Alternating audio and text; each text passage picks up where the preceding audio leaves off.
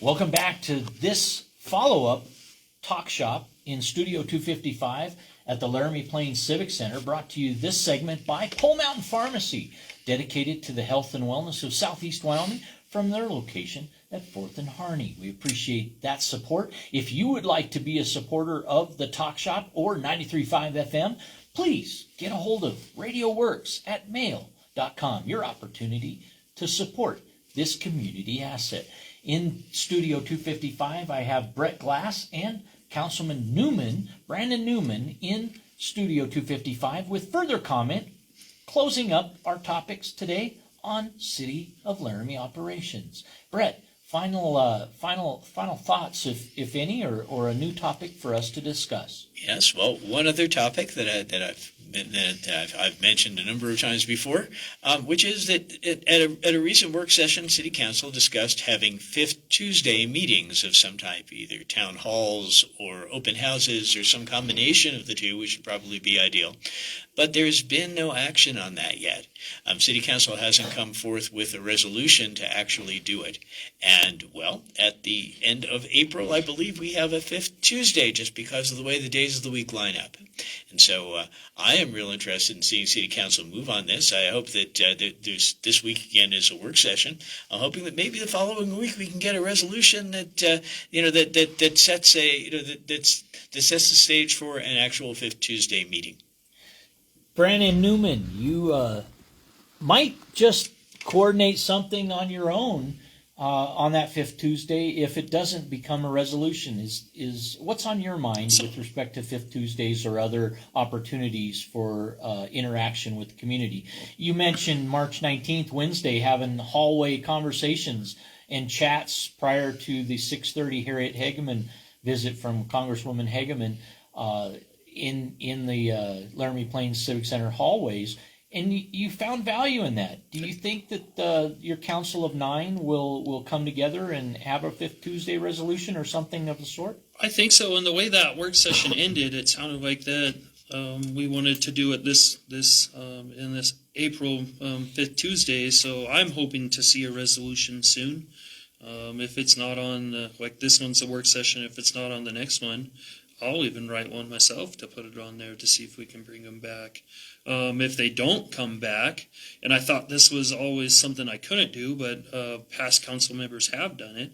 I even thought about holding my own. Like, hey, let's go to Councilor Schuster was one that used to go to Perkins. Get the right? fire hall yeah. or Perkins or whatever, something like that. So, and I didn't know if I could do that, and I learned I can. So if these don't happen, I'm always more than welcome to meet with anybody.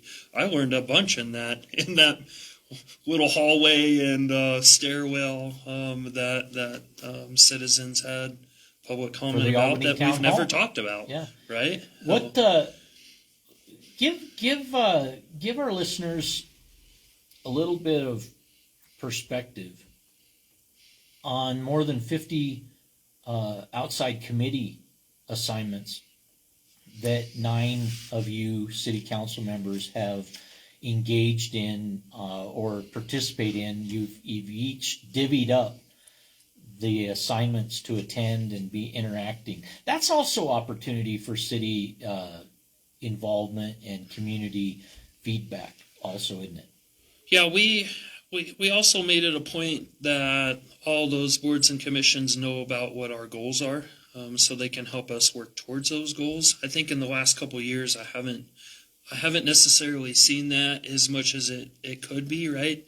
Kind of like the 3rd Street with traffic, right? I know they've done some own personal research that they could have brought into that. The Housing Coalition is another one that could come present to us at some time. You'll see there's a document out of future work sessions that council members have presented that they want, and our boards and commissions is on there again. I think we have too many boards and commissions because, and I'm drawing a blank, but there could be 2 or 3 of them working on the same thing, right?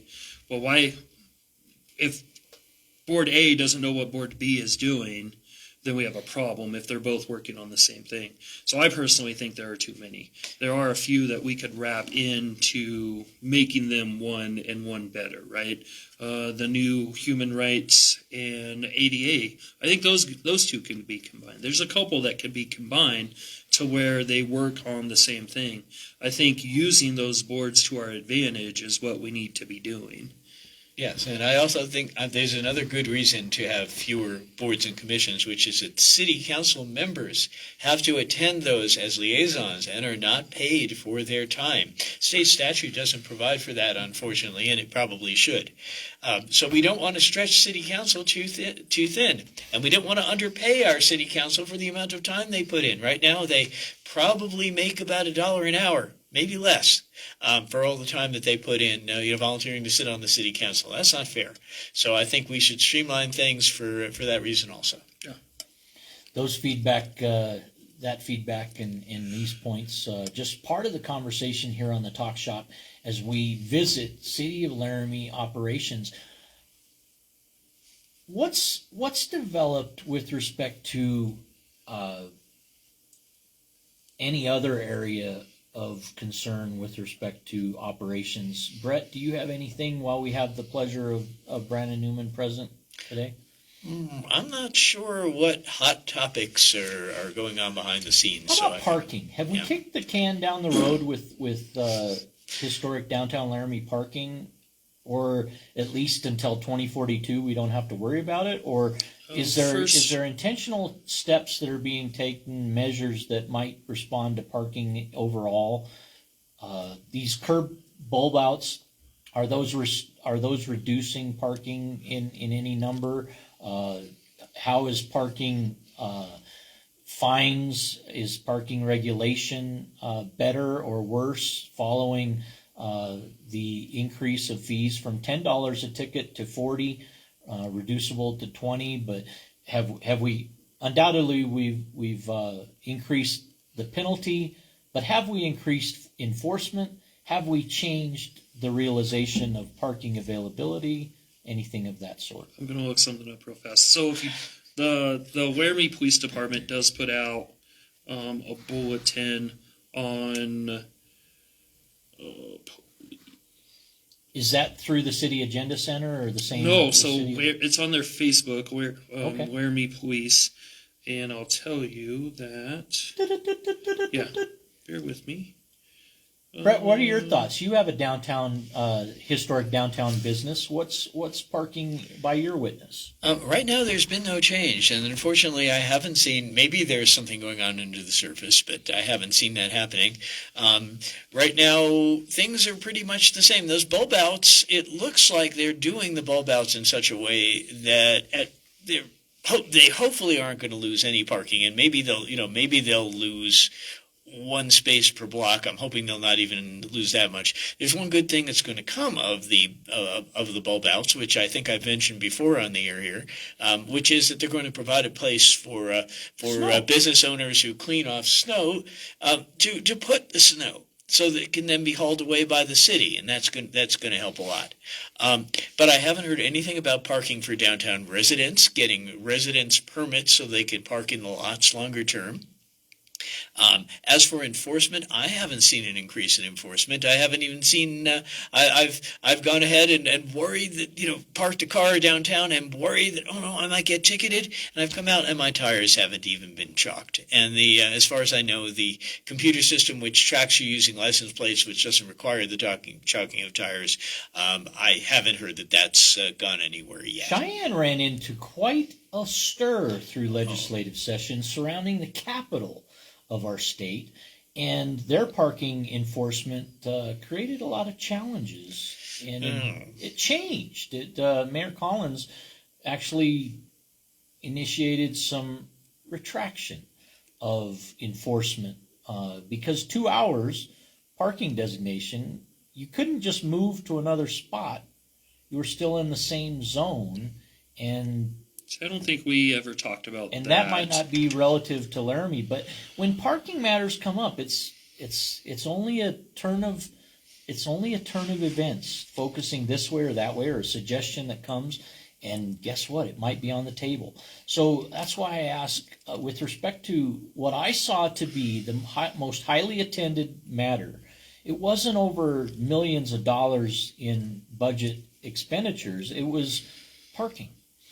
It's the single biggest factor. And I requested an interview with Laramie Main Street Alliance Director Sherwood back in April. And I have yet to have that responded to.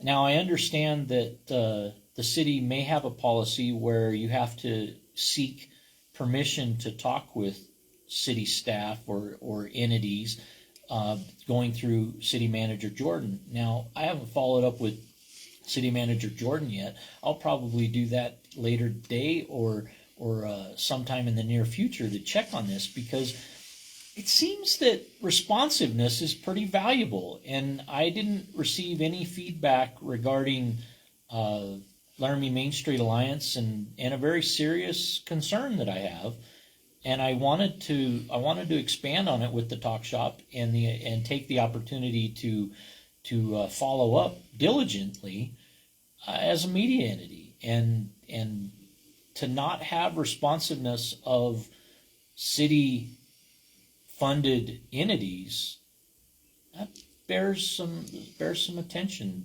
I think, in terms of considering whether fees be continued or reduced by the city of Laramie. Brett, you had comment? Well, Laramie Main Street did one very unimportant thing when it came to parking, which is that they named the parking lots. You now have the Moose Lot, for example, and some of the others are named after other Wyoming wildlife. But unfortunately, they did not address the issue of residential parking downtown, and so far they've made no recommendations to the city about that, and the city hasn't done anything. So that's unfortunate. The city is still, again, as I mentioned, not done much in terms of enforcement. And by the way, if they chalk your tires downtown, they do it in a particular way such that they can probably tell if you moved your car. And they don't seem to mind you're moving your car if you exceed the limit in one spot to someplace nearby. The marks are vertical, and if they're still vertical when if they're no longer vertical when they come back, they assume that you've moved your car. So that's a good thing.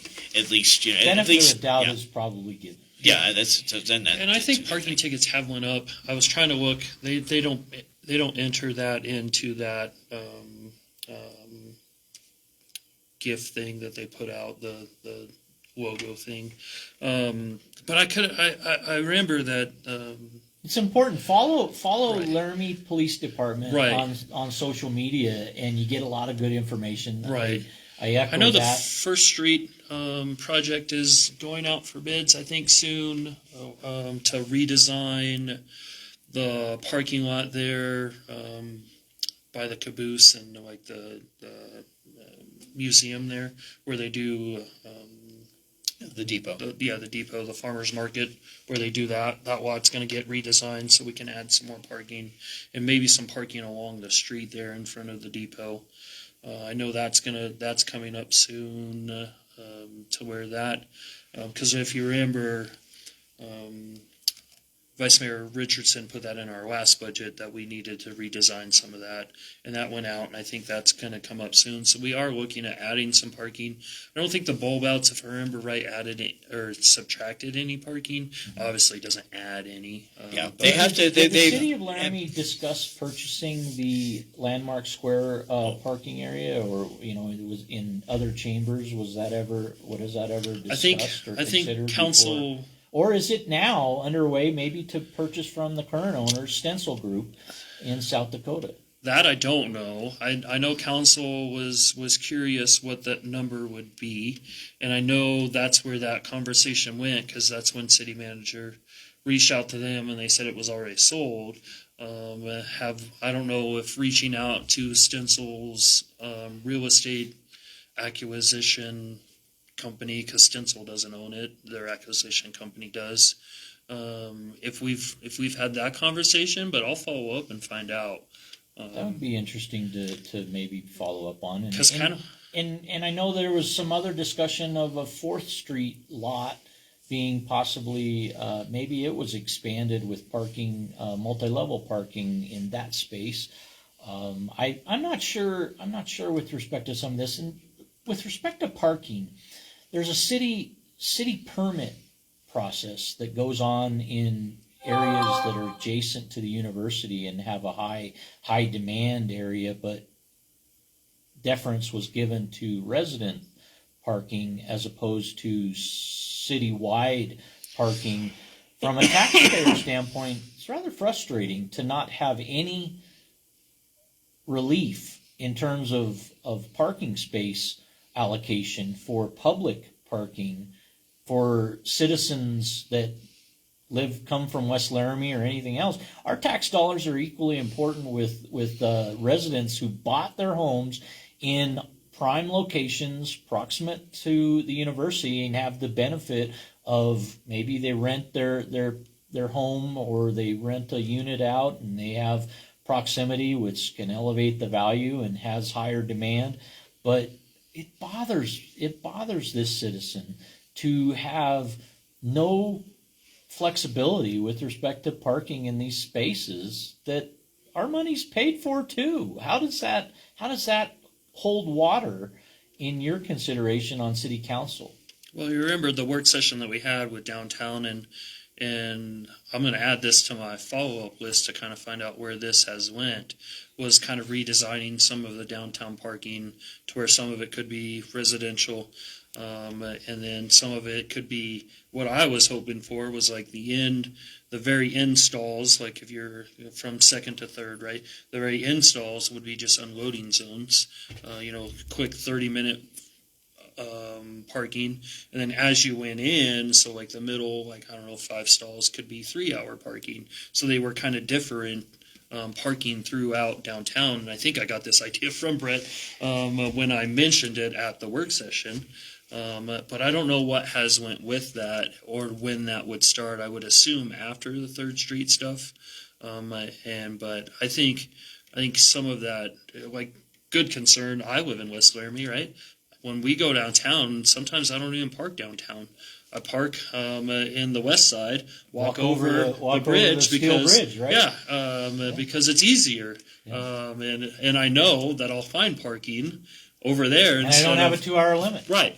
And we do that when we go to the farmers market or anything downtown. Welcome to the west side. We love to have you. We're looking at a house on the west side. We love to have you, Brett. Any thoughts with respect to that? Well, I was a little disappointed in the work session that happened because it seemed as if there wasn't much initiative on the part of most of the city council members to do anything. At the moment they heard that there might be there might be a little bit of difficulty financing a downtown parking ramp, all of them said, "Nah, maybe we're just not going to do that." There also was not much talk of making revisions to the usage of the space we do have. The idea of the loading zones has been around for a long time. Nothing's been done to that end. People can park further away from downtown residences and businesses if they just have a loading zone to pull into for a little while. I think there should be one for every half of a block. Right now, there's not. We should also look seriously at our ADA parking because that is very unevenly distributed in Laramie. It just has a history of being done by request, and so we don't have a specific number of spaces per block. And they're not, and somebody who is unfortunately bound, is wheelchair bound can have a terrible time getting to certain places in downtown Laramie. So there really needs to be a master plan, but in order for this to happen, there really has to be a sense of initiative on the part of a majority of council, not just a few members, and I haven't seen that yet.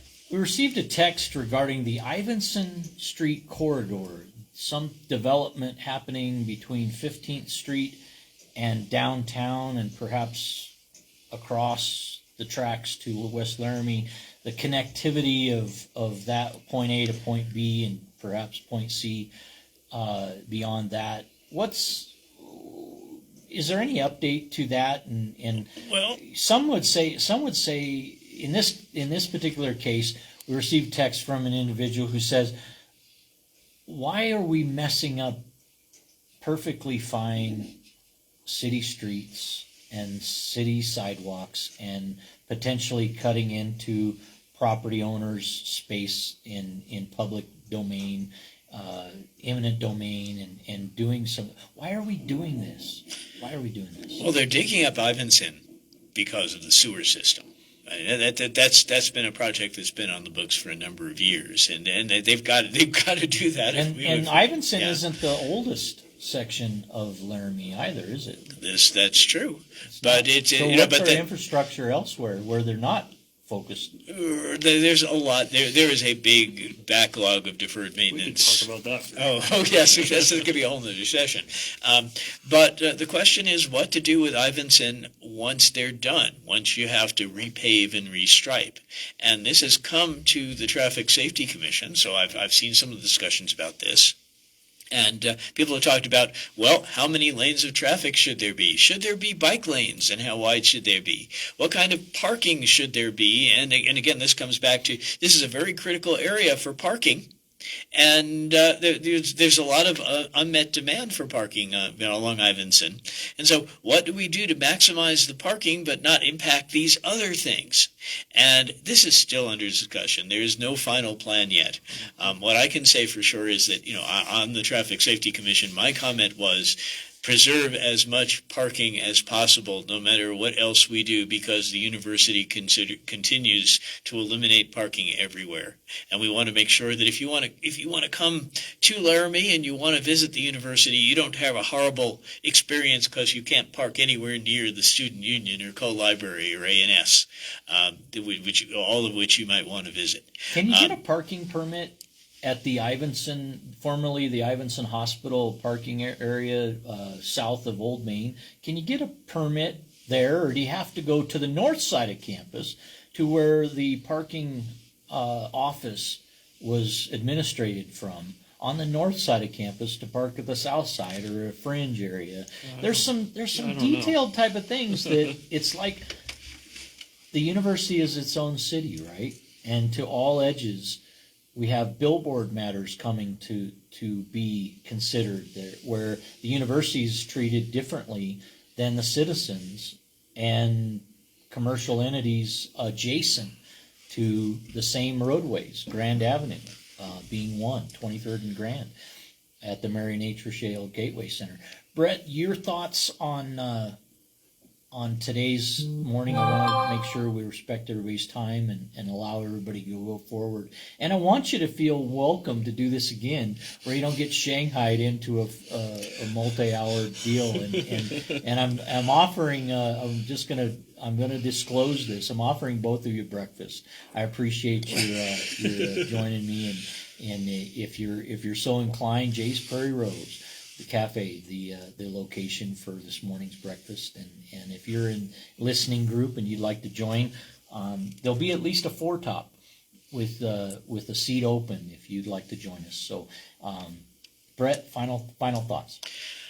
Well, I'm all I can say, Eric, is it's wonderful that you're doing this. I think these issues need public discussion. I think they need to get out there, and we need to have more community involvement.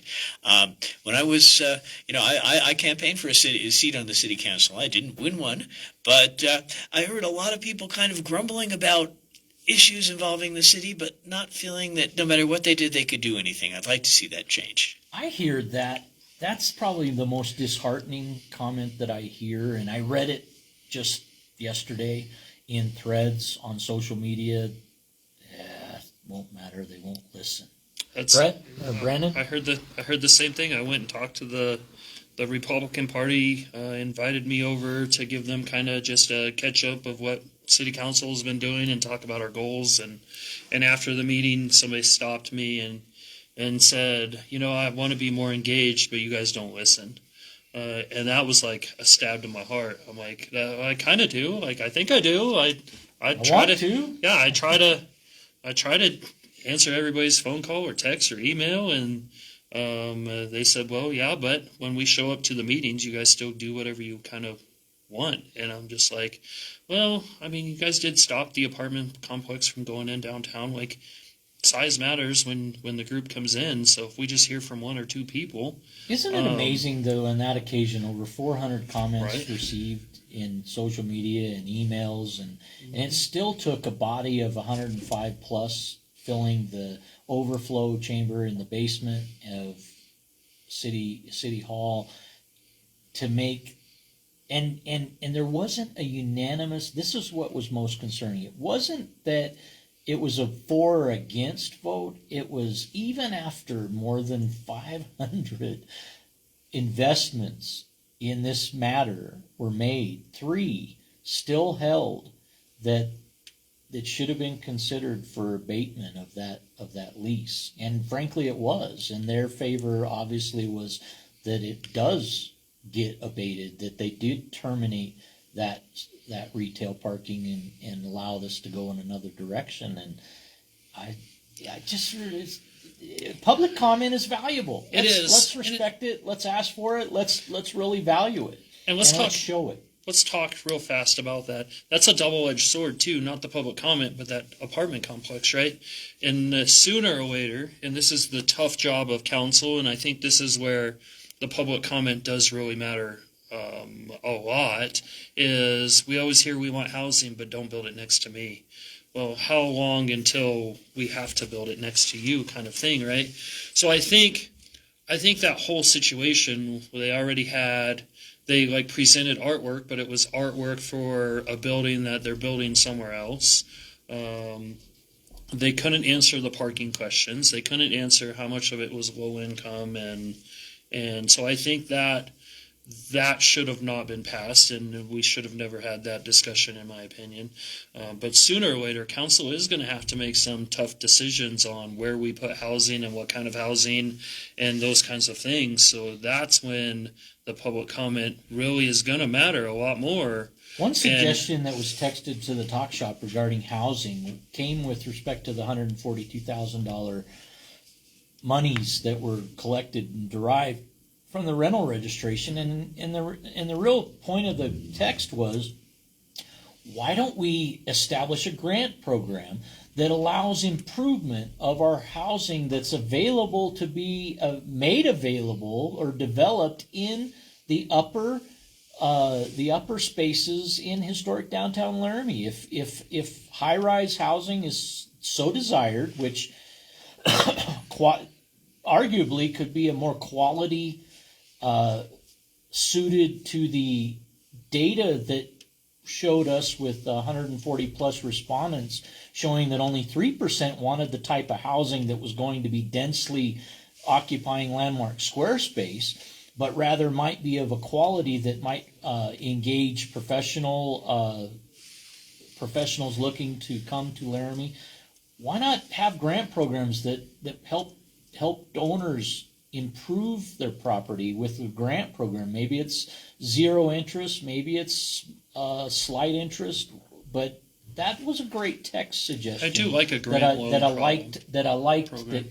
that came out. Egress was another thing that was a grantable question, and could we have an egress program that allowed a repayment along a flexible payment, deal? But those are programs that don't seem to be of interest. They don't gain traction. They don't gain city staff comment or attraction in terms of their consideration, and that tends to give the impression that city staff operate in an ivory tower and they only answer the city of Laramie City Council if you.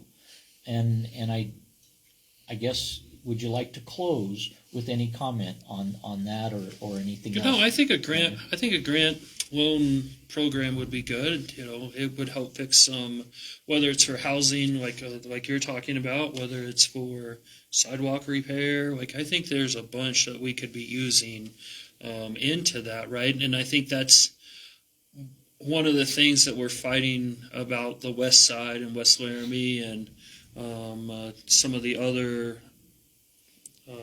neighborhoods that we still have dirt roads on how to fix some of that, right? I think there are a good number of people who might pitch in some money for some sidewalks in West Laramie, but they won't see a return because it'll just be a dead end sidewalk on both sides, if that makes sense. Yeah. So I think a program like that would be great. Yeah. I'm going to close. Since we're getting near our closing time, I'm going to close with one final comment on this, which is that maybe the answer to some of these issues is for us to change the form of our city government and move to having an elected mayor.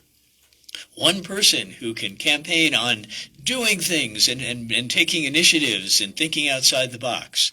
I think a lot of the inertia that we have in our city government is the fact that we have our council and city manager form of government, which is fine for small cities but isn't really good for major league cities. I think that if we move toward that, if we go ahead and go through the petition process and have an elected mayor who has to run every couple of years on taking the initiative and improving things in Laramie, that might make all the difference.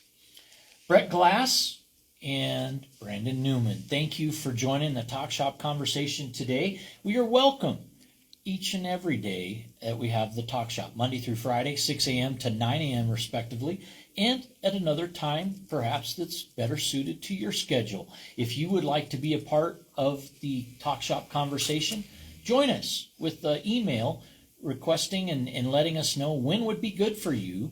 RadioWorks@mail.com. The address RadioWorks@mail.com. Our phone number 307-460-3087. I want to thank Brett Glass and Brandon Newman, today's guests on the Talk Shop. Thank you. Thanks.